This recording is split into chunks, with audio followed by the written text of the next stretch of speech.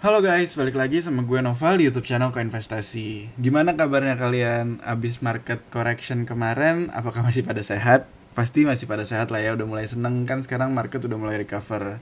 Nah, jadi buat yang belum tahu, kemarin tuh Bitcoin sempat koreksi cukup dalam yang menyebabkan mayoritas pasar kripto juga ikutan turun bareng dia. Nah, buat yang belum tahu apa penyebabnya, dalam video kali ini bakal kita bahas dua penyebab utama yang sebenarnya membuat Bitcoin ini sempat koreksi dan mendorong mayoritas kripto juga turun bersamanya. Nah, tapi sebelum mulai jangan lupa like, subscribe, dan klik lonceng notifikasi di YouTube channel Koinvestasi.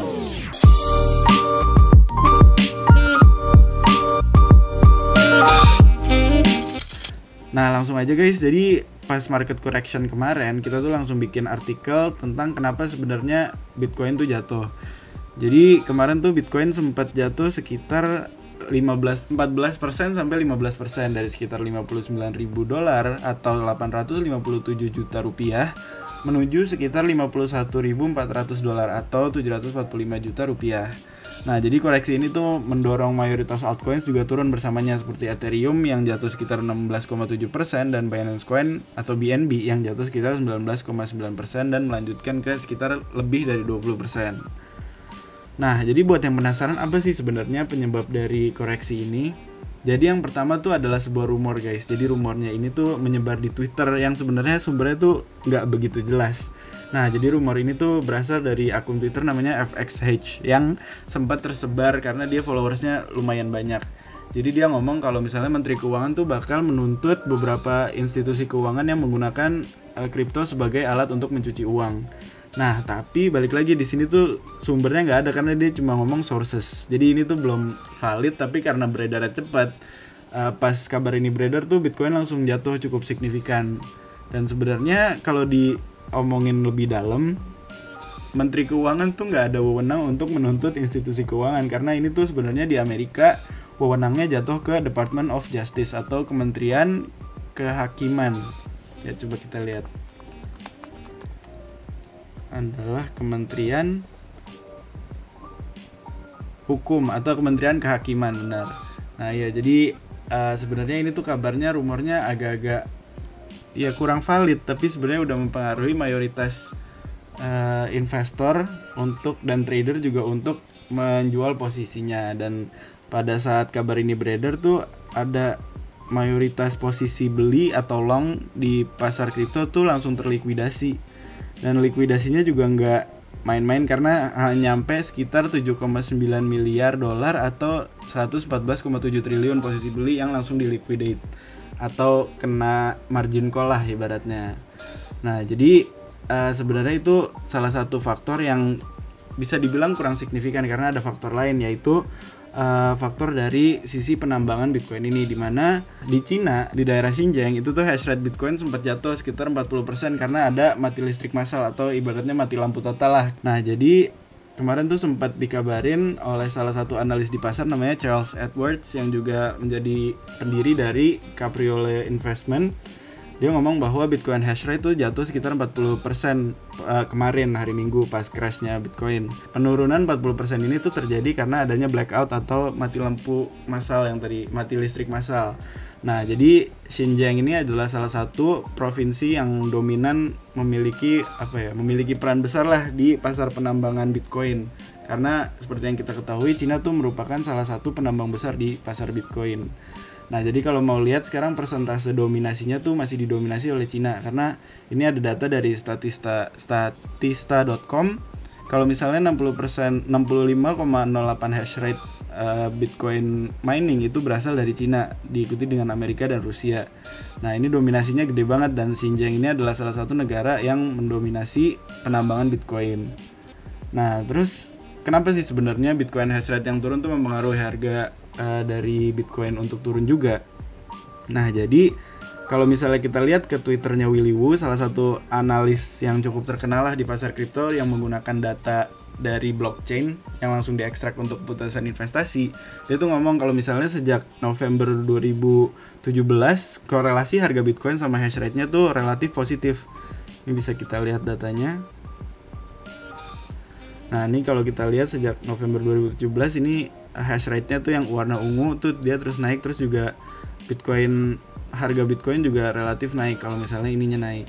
Nah, jadi ini emang korelasinya positif yang menyebabkan penurunan hash rate itu membuat adanya penurunan dalam harga Bitcoin yang terjadi secara signifikan. Nah, jadi kalau misalnya ada yang mau lihat di sini tuh Willy Woo benar-benar mendetailkan kenapa sebenarnya korelasinya tuh terjadi. Dan intinya dia tuh ngomong kalau misalnya sekarang tuh dapat dijadikan kesempatan untuk membeli. Karena ini tuh salah satu penurunan hash rate tercepat yang pernah terjadi sejak November 2017. Nah, jadi ini tuh bisa diambil sebagai tanda untuk melakukan pembelian karena ini dia matriksnya tuh atau alat pengukurnya tuh ada yang namanya spend output profit ratio.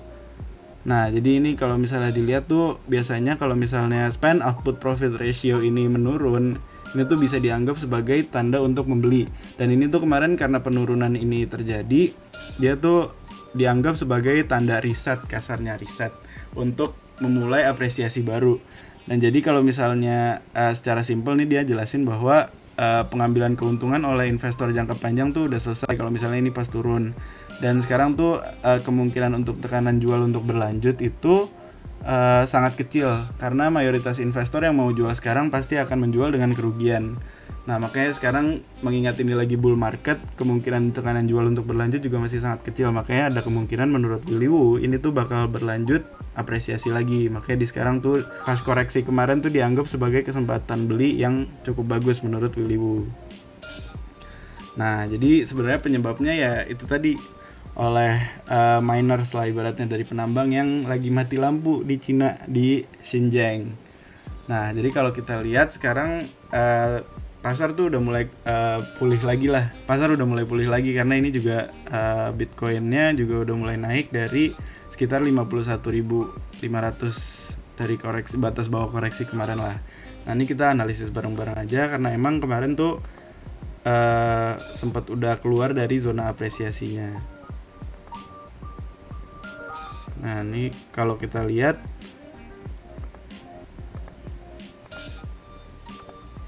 kalau kita lihat sekarang tuh udah mulai keluar lah dari zona apresiasi dalam jangka panjang sejak 27 Januari 2021. Jadi kemungkinan besar dia sekarang bakal naik untuk menuju ke batas pada sekitar sini.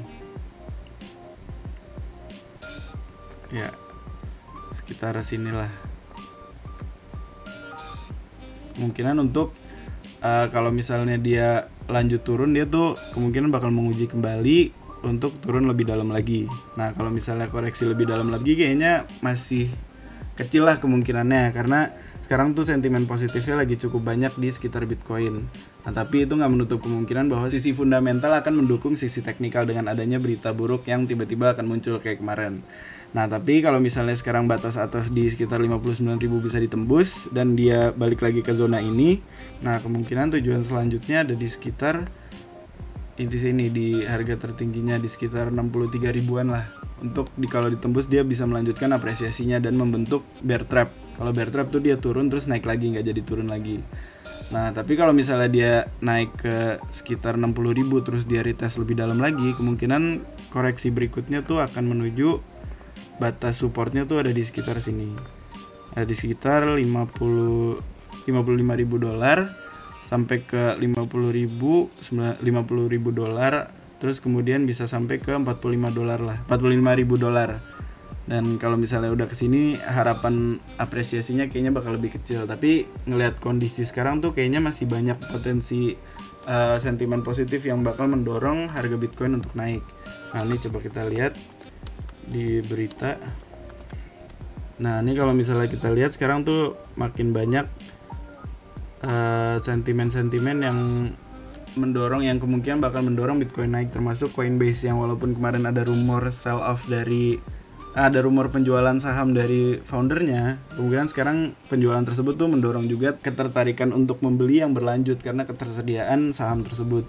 Nah, jadi ada kabar bahwa ARK Investment itu perusahaan investasi juga bakal beli saham Coinbase, tapi yang berkorelasi positif dengan Bitcoin itu ada investor besar, investor institusional tuh kayaknya melihat Bitcoin tuh akan naik lebih tinggi lah ibaratnya. Nah, ini salah satunya juga ada Wisdom Tree dia tuh perusahaan investasi yang cukup besar yang juga memiliki sentimen positif, dan yang balik lagi di sini tuh sekarang makin banyak pejabat pemerintah yang mendukung kripto dan Bitcoin untuk diregulasi di Amerika agar Amerika nggak ketinggalan dari negara lain. Karena sekarang tuh yang megang keputusannya ada di Janet Yellen, Menteri Keuangan Amerika, dan juga Jerome Powell, Kepala Bank Sentral Amerika, yang nampaknya belum memiliki keputusan signifikan lah untuk Bitcoin. Tapi pejabat-pejabat yang lainnya tuh kayak Congressman dari Amerika tuh Kevin McCarthy juga mendorong Janet Yellen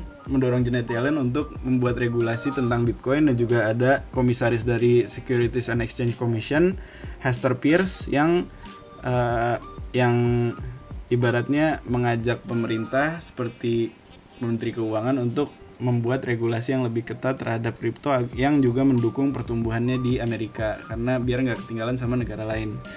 Nah terus juga sekarang SEC tuh udah punya kepala baru, dan dia tuh mantan, nah ini dia, Gary Gensler ini tuh dia mantan dosen blockchain lah ibaratnya. Jadi kemungkinan dengan adanya kepala baru dari SEC, sekarang tuh sentimen terhadap kripto akan lebih positif di Amerika, yang akan berdampak ke mayoritas negara di dunia.